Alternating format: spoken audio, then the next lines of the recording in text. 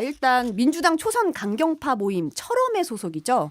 김용민 민형배 의원이 윤석열 대통령에 대한 탄핵안 발의 필요성을 주장하는 발언을 해서 논란이 되고 있어요.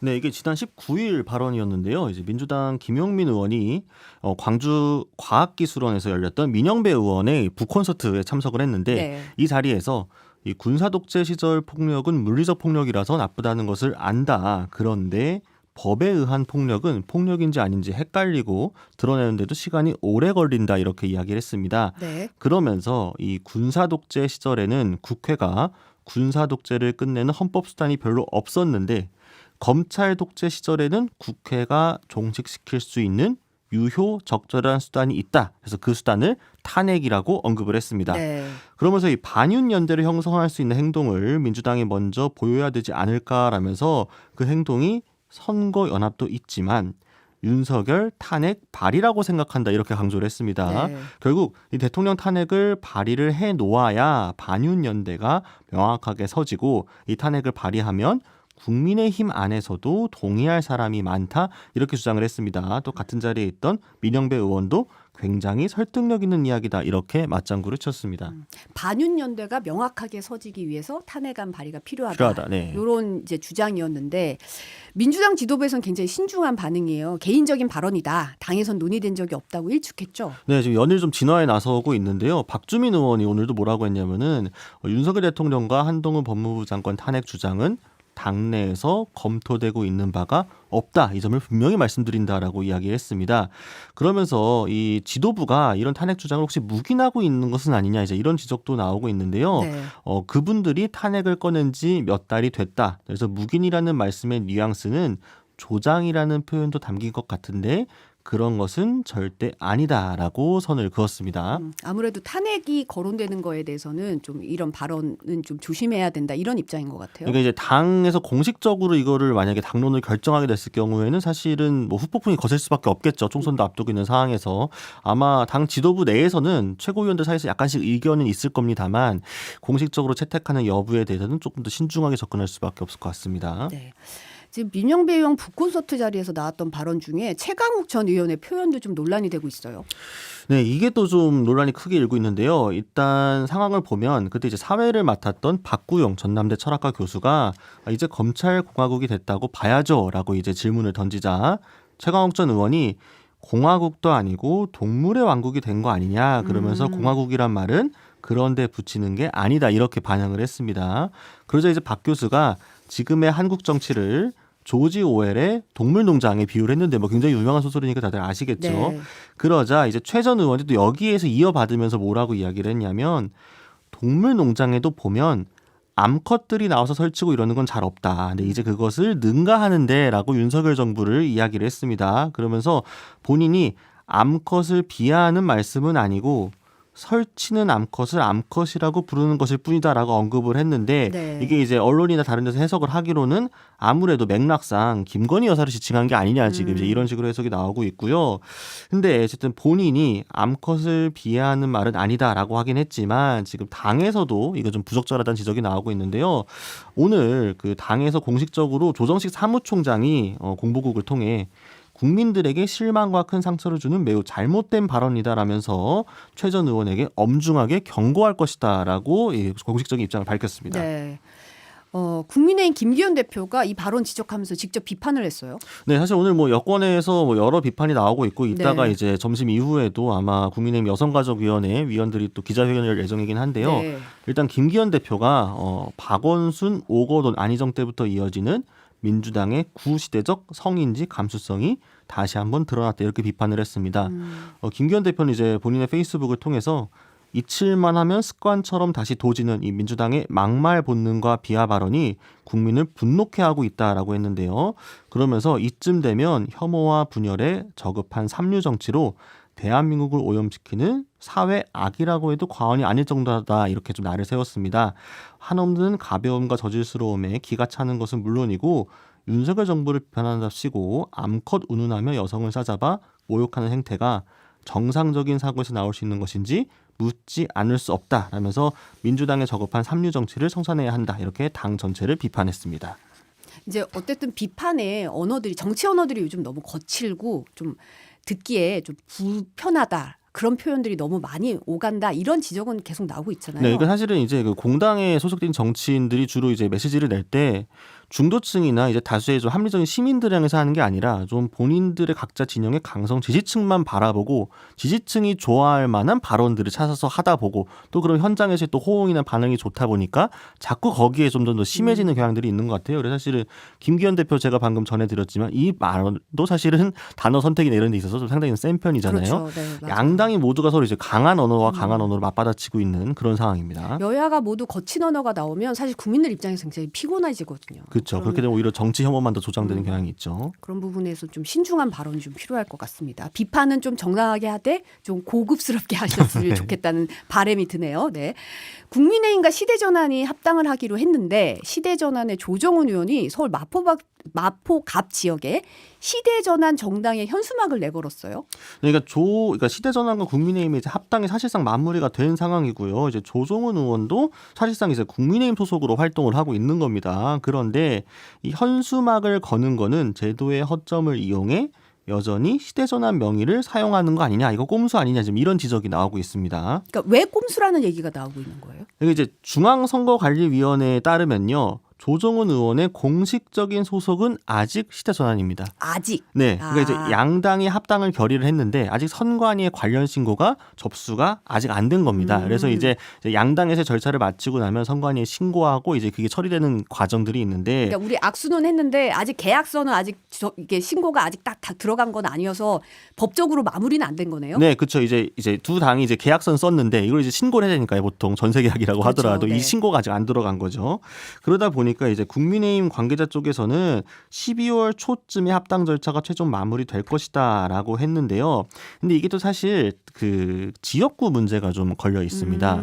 조정훈 의원이 다음 선거에서 어디에 출마를 할 거냐라고 했을 때 마포갑에 출마를 좀 강하게 원하고 있는 상황이고 실제로 네. 시선한 소속으로 마포갑에서 현수막도 여러 번 걸었었는데요. 이게 지금 정당법이나 5개 광고물법을 보게 되면요. 정당의 현수막은 당 대표 또는 해당 지역의 당협위원장만 걸 수 있습니다. 근데 지금 국민의힘 마포갑 당협위원장은 공석입니다. 그러니까 조정훈 의원은 시대전환 소속으로서 마포갑 당협위원장에는 현수막을 걸 수 있지만 내부적인 다른 국민의힘 경쟁자들, 마포갑 출마를 원하는 다른 의원들 같은 경우에는 공식적으로 현수막을 걸 수 없는 상황인 거죠. 이 틈을 비집고 들어가서 현수막을 걸었다, 이제 이런 이야기가. 그래서 꼼수라는 얘기가 나오는군요. 네, 그런 겁니다. 그래서 보면요. 딱 언뜻 봤을 때는 국민의힘 현수막 같아 보여요. 왜냐하면 상징색이 빨간색을 크게 쓰고 있거든요. 그런데 그 문구 아래에 작은 글씨로 시대전환 이렇게 정당명을 시대전환. 네, 작게 써놓은 거죠. 마치 네. 저희 보험 약관 같은 거 그러네요. 보이듯이요. 네. 네. 그래서 지금 이용호 의원이나 최승재 의원, 신지호 전 의원처럼 지금 마포갑 출마를 원하는 다른 의원들이 이제 아직 현수막을 걸지 못하고 있는 상태이기 좀 때문에 심기가 불편할 것 같은데요. 그렇죠. 사실 또 최승재 의원 같은 경우에도 본인이 굉장히 마포갑 출마를 원하면서 지금 민주당 노웅래 의원 바로 맞은편에 사무실까지 열어둔 상태이거든요. 그러다 보니까 정치권에서는 결국 시대전환이 좀 꼼수를 활용해서 불공정 경쟁에 나선 것이다, 이런 이야기가 나오고 있기 때문에요. 아마 당내에서의 또 다른 분란 소지가 될 것으로 보입니다. 현수막 얘기가 나왔는데 사실은 이제 민주당의 조정식 사무총장이 이제 이 민주당에서 이제 현수막 시안이죠. 네, 시안이죠. 시안에 청년비하 논란이 된 것 때문에 이제 사과를 했잖아요. 네, 사실은 뭐 시안이기 때문에 또 이제 외주 업체에서 한 거기 때문에 라면서 공식적인 사과에까지 좀 시간이 걸린 편이었는데요. 일단 뭐 다 아시겠지만 그 현수막 시안 내용은 정치는 모르겠고 나는 잘 살고 싶어. 또 경제는 모르지만 돈은 많고 싶어, 이제 이런 문구인데 네. 약간 이제 청년들이 이제 정치나 경제도 잘 모르면서 이기적인 욕심만 부리는 것처럼 묘사했다, 이제 이런 지적이 나온 거죠. 조정식 사무총장이 어제 공식적으로 사과를 했습니다. 당의 불찰이었고 당무를 총괄하고 있는 사무총장으로서 국민과 당원들께 사과드린다라고 했고요. 원래 이제 민주당이 이제 갤럭시 프로젝트라고 해갖고 오는 23일에 행사를 좀 대대적으로 열 계획이었습니다. 네. 이제 일종의 좀 티저 광고로서 좀 해보려고 했던 거였는데 프로젝트 런칭을 앞두고 좀 주요 내용의 비공개 등의 이유로 들어서 충분한 설명이 없는 과정에서 오해와 논란이 벌어졌다. 그래서 기획 의도가 어떠하더라도 이는 명백한 잘못이라고 했고요. 프로젝트 자체도 행사를 연기하고 원점에서 재검토하겠다, 이렇게 밝혔습니다. 이재명 대표가 이번 현수막 논란 두고 지도부의 레드팀 역할이 필요하다 이런 말을 했는데 이 레드팀이라는 게 구체적으로 어떤 역할을 말하는 건가요? 네, 그러니까 소위 이제 레드팀이라고 하면은 뭐 여러 가지 정의가 있습니다만 좀 대충 보면은 조직 전략을 점검하거나 보완 차원에서 당 안에서 같은 조직 안에서 공격하는 역할을 이제 부여받는 팀인 거죠. 그래서 이제 이 레드팀이 좀 있어야 앞으로 같은 논란이 재발하지 않을 것이다. 좀 이런 취지로 보입니다. 보통 이제 쓴소리하거나 거기에 대해서 이제 반대편 역할을 해서 검증하는 역할이 필요하다는 거죠. 그렇죠. 일부러 이제 그런 롤을 주는 거죠. 너희는 이거를 집중적으로 좀 공격하고 비판하는 역할을 해라라는 건데 이번 시안을 좀 검토하는 단계에서부터 지도부가 사전에 걸러내지 못한 게 좀 문제의식이 결여된 거 아니냐. 좀 자성이 필요하다. 이제 이런 뜻으로 풀이가 되고요. 뭐 지도부 관계자들이 이제 익명으로 기자들에게 한 얘기를 보게 되면 의견 수렴 단계부터 비판 의견을 내면서 전체 의사결정에 대한 완성도를 높이는 레드팀이 필요하다. 이게 이제 이재명 대표의 당부였다고 하고요. 이 당부의 내부에서도 이견이 없었다고 하는데 사실은 이 프로젝트를 23일에 경의선 숲길에서 이재명 대표가 직접 이제 발표를 할 예정이었는데 네. 이 행사가 연기된 거다 보니까 이 대표 본인으로서도 좀 신경이 많이 쓰일 수밖에 없을 것 같습니다. 임금님 위기의 캔디님은 처음부터 깔끔하게 사과하지라는 말을 했는데 이제 아무래도 이제 그 사과 해명하는 과정에서 오히려 더 비판이 좀 커졌던 부분도 있어서 이런 부분에서는 처음부터 뭔가가 좀 잘못 스텝이 꼬였다는 생각이 좀 들긴 하더라고요 보면서. 사실은 처음 딱 나왔을 때 바로 깔끔하게 사과를 하면 그렇게 크게 벌어지지 않은 실제 일도 시안이었기 때문에. 네, 사실. 그렇죠. 근데 조금 이제 처음에 해명 과정이 좀 꼬이긴 했었죠.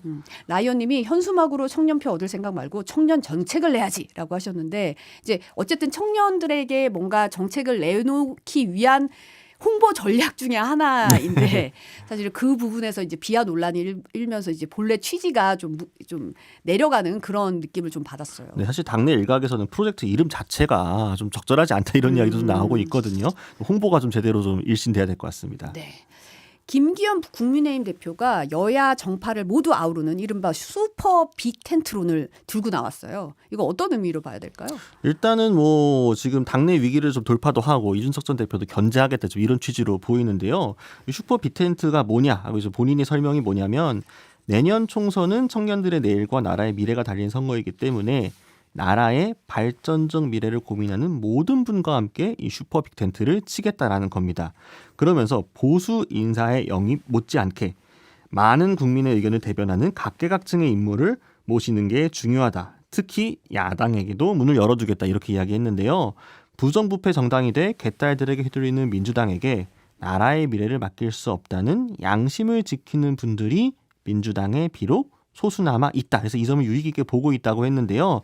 국민통합형 인재를 대거 영입하고 출중한 인물이 정치의 중요 역할을 할 수 있도록 이끌어 가겠다. 사실상 비명계에게 러브콜을 보낸 셈입니다.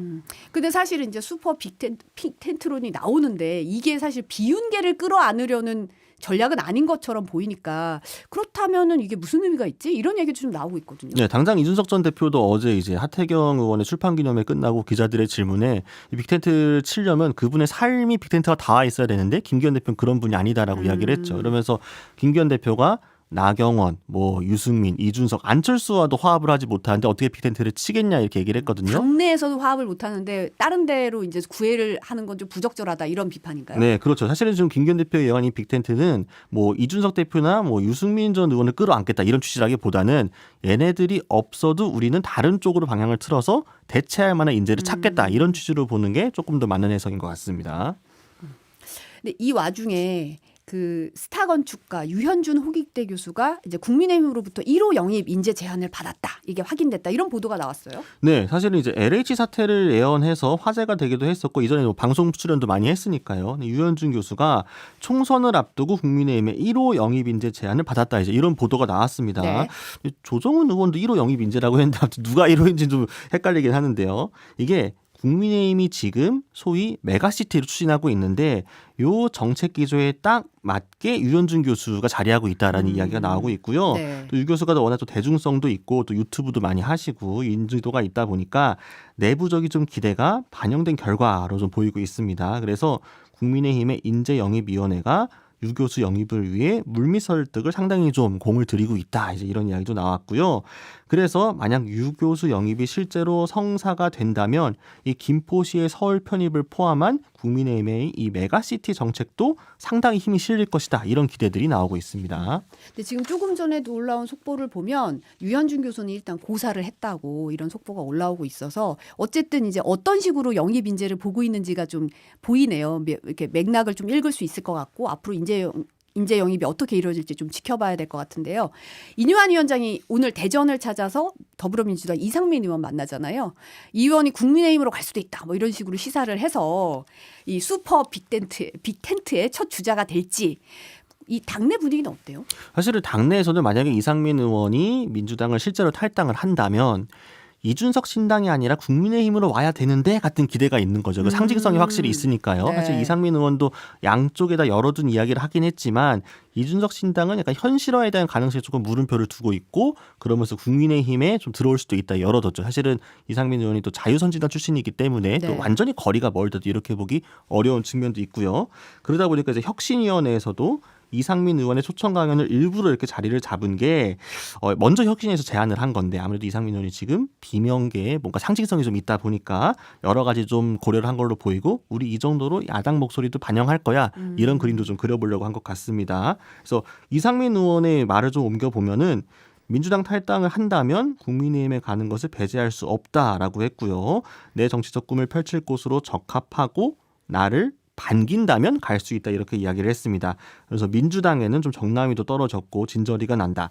당 내에서 내 공간이 없는 것 같다 이렇게 하소연하기도 했습니다. 그러니까 탈당 가능성은 상당히 높게 시사한 것 같아요. 네, 그렇죠. 비명계 입장이 비명계라고 이렇게 원칙과 상식도 있고 사실은 좀 네. 좀 각각 좀 뭔가 앞으로의 이 전략이 좀 다르다고 봐야 그렇죠. 될까요? 사실은 친명 빼고 나머지를 다 비명계라고 부르는 거기 때문에 사실은 비명계 의원들 다 이해관계도 다르고 상황도 다르고 생각도 다르거든요. 박용진 의원도 따로 있고 원칙과 상식도 따로 있고 또 이상민 의원이 따로 있고 이런 식인 거죠. 그래서 이들을 모두 하나로 묶는 구심점도 지금 딱히 없는 상황이기 때문에 비명계가 일괄적으로 남는다 탈당한다 이렇게 하다기보다는 개별적으로 어떻게 움직이느냐 어느 쪽이 다수가 될 것인가 이게 조금 더 관심사가 될 것 같습니다. 국민의힘에서는 어떻게 봐요? 국민의힘에서는 일단 저쪽이 쪼개지는 거는 보신들에게 호재라고 당연히 생각을 하겠죠. 그리고 그중에 일부가 국민의힘에 합류할 수도 있으니까요. 다만 저기에 맞춰가지고 이준석 신당에 힘을 실어주는 모양새가 되는 거는 조금 경계하는 게 확실히 있겠죠. 아, 저기로 가느니 우리한테 오는 게 더 낫다. 그렇죠. 네. 그렇게 봤을 때는 근데 이제 뭐랄까 너무 다 커지면 뭐 하자는 건지 이런 느낌을 줄 수도 있잖아요. 유권자들한테. 이게 확장성이라는 게 네. 어느 정도의 뭔가 이렇게 뼈대가 있고 확장을 하는 것과 다 모였다는 거는 느낌이 좀 다르거든요. 사실은. 그러니까 이제 그 민주당에서 세우는 전략은 윤석열 대통령에 반대하는 쪽 다 모여 민주당 중심으로가 될 거고요. 국민의힘에서는 지금 윤석열 대통령의 발목을 잡는 저 민주당만 빼고 다 모여. 민주당이 이재명 대표를 지지하는 친명 빼고 다 모여. 이렇게 서로 전략을 다르게 세울 가능성이 커 보입니다. 네, 오늘 여기까지 듣겠습니다. 온유한 오마이뉴스 곽우신 기자였습니다. 감사합니다. 감사합니다.